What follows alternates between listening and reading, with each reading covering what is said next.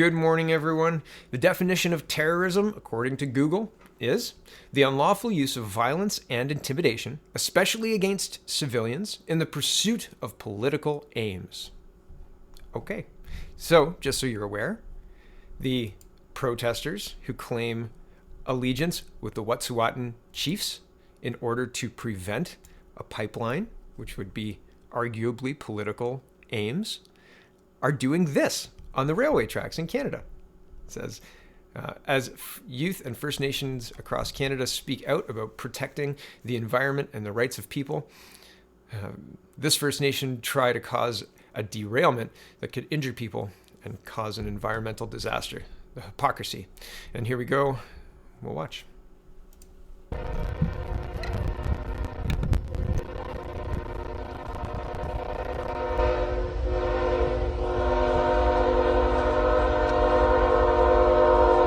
The train's not stopping, the train's not stopping. Jesus.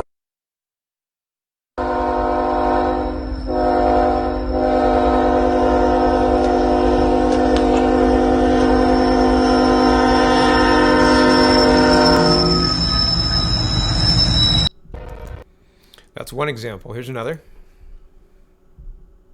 Be careful.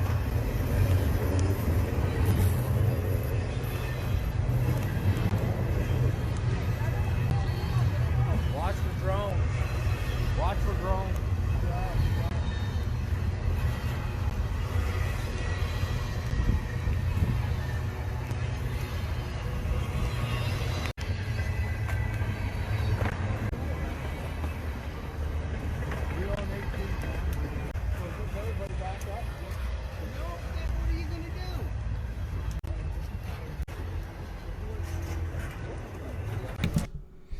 You get the idea. They're pouring gasoline on fires beside the train tracks. Here's what Justin Trudeau says about it. Obviously, we're hoping for a resolution soon. We're continuing to work as we have over the past weeks.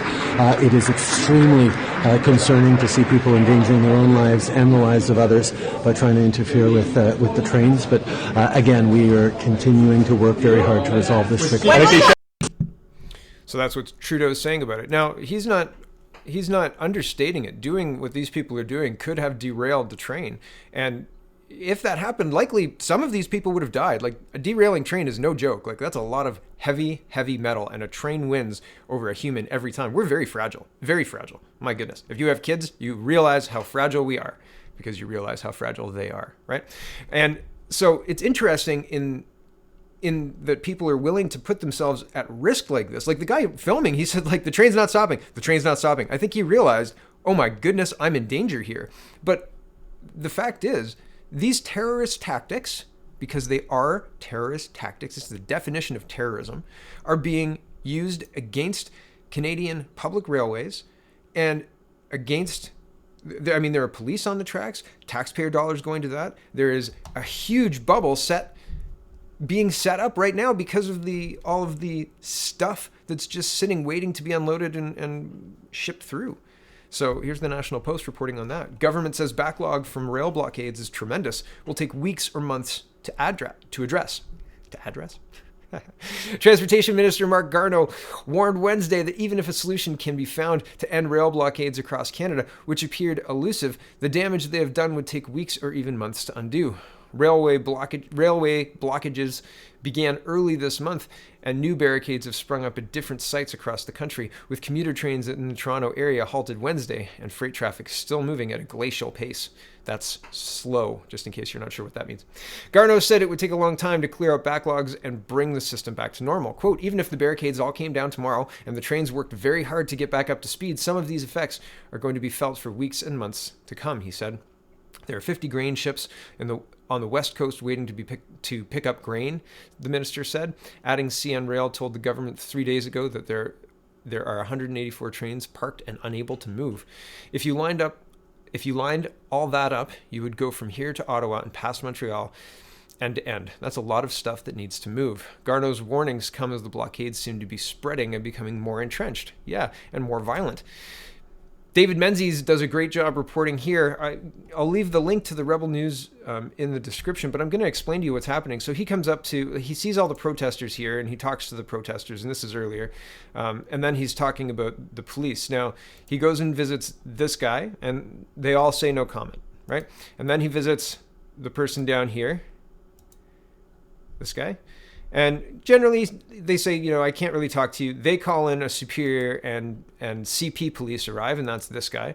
And this guy's, you know, a nice guy. But Menzies asks him, listen, you're willing to arrest me, but not these guys. Why not these guys? And they have a big, long conversation. And he says, you're under investigation, and we're investigating. And your investigation's easy because you're a single person. And so the investigation's over. You can leave with a warning or be arrested. And so apparently it takes longer when there are more people, I guess. And here he talks to these two who are trying to join the protest, which is funny because they couldn't join the protest. So he said these guys told David Menzies that they were going to be trying to join the protest, but they were stopped by the police under threat of arrest. And he said, oh, why do you think that is? And then he went to talk to this guy, and this is a sergeant. And the sergeant is very good here. He says very clearly, he says, listen, like, these decisions are out of my hands. This is what I'm allowed to do. This is what we're doing. We're trying to manage the people trying to join the protests. And we've seen how they manage them. He wouldn't comment on that. But he said, I don't want to misspeak and say something that's a decision that's out of my hands. He said, like, there's other people who are looking at this, other people who are making the decisions. I can't do anything. And also, there's another thing at the end here. When is he talking? No, not there. Doesn't matter. He was saying that, would you agree that they're breaching the law, essentially? When he's outside of the area now, right? So he's talking to one of the perimeter guys. And one of the perimeter guys says, yes, like, I can agree that they're breaching the law. Actually, I think it was the CP guy. Doesn't matter.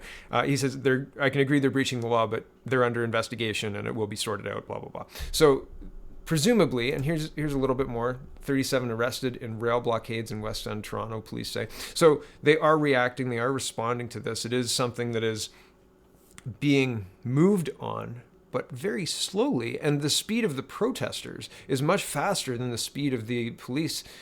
If they're going to do it this way, their ability to respond could possibly be. Like, there's just no, if you say, okay, you 15 people, you're under investigation, and if you don't leave, we're going to investigate you, and then when the investigation's done, we'll arrest you. And then presumably, like, they threatened Mr. Menzies, like, you can watch the video, and they said, you know, final warning, we're going to arrest you. And it seems like they're enforcing that. People can't join the protesters, they're not letting more people go, etc.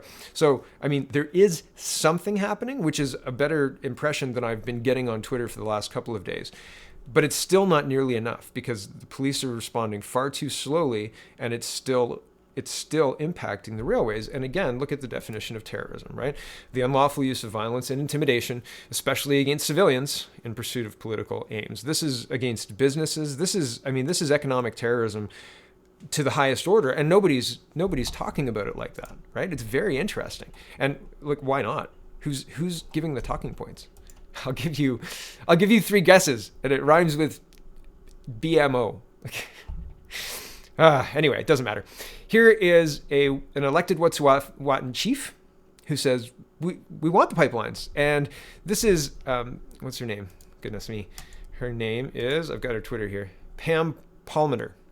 And she touts that this is part of her identity quite a lot. Native lawyer, professor, author, blogger, podcaster, YouTuber, speaker, and advocate for Native rights. Okay, so the Wet'suwet'en chief, who presumably knows what his people want, versus the Native lawyer and blogger. Here we go.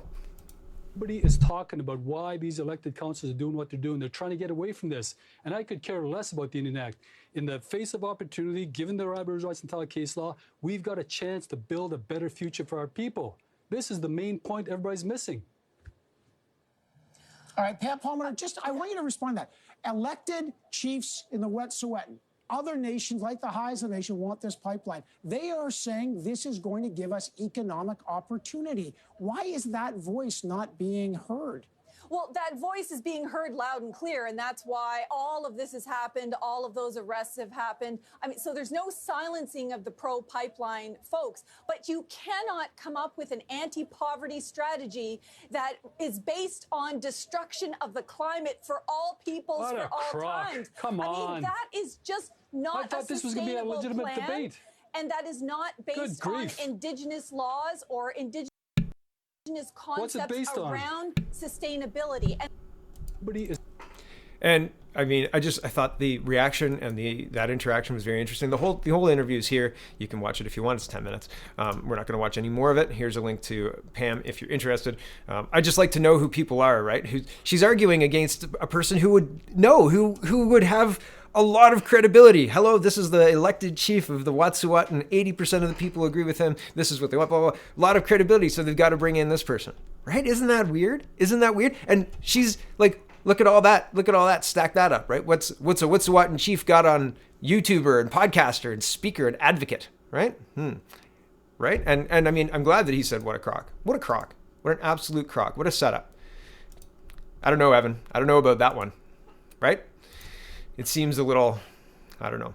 So, and David, this is the David Menzies tweet. I wanted to show it, but I'm glad that we have people like David going in and doing the investigative research, because if I was reading just the news, I mean, I would be very dissatisfied because it doesn't tell the whole story. And I'm glad that there is something being done, despite the fact that it's not nearly fast enough. And I hope that as it becomes apparent that it's not nearly fast enough, and as the constituents' tolerance runs out for this garbage, the police reaction becomes more swift, especially because, and this is, I don't have a link for this right now, but I was reading an article about it earlier, especially because a lot of the people who are participating are not Canadians, right? Like there are American agitators embedded in a lot of the protests. So, I mean, man, we've got a lot of issues, and this is not helping, not one bit. And Justin Trudeau's approach, a miss, I'd say. Big fat. If this was figure skating, I'd give him 3s. I don't even think I'd score him that high. Can you give 1.1 in figure skating? You should know the scoring layout of the game. If this was curling, he would have got a 4. No, I don't know. I apologize. That's ridiculous. But really, poor response. Absolutely horrendous. On par with the response to the coronavirus. So, I mean, and on par with the response to everything that he's done in his entire term. It has been absolutely atrocious. It has not ever helped Canada. It's like his India trip, or like any diplomacy he's tried to do. The USMCA? Nope, miss again, right? Like, how about diplomacy with China? Oh, ouch, miss again, Justin. So this is just another in a long, long list of absolutely atrocious, terrible, ridiculous outcomes and decisions because Justin Trudeau is an awful leader. Thanks for watching, everybody. Check out CanadaPoly.com and CanadaReport.co, and have a wonderful, wonderful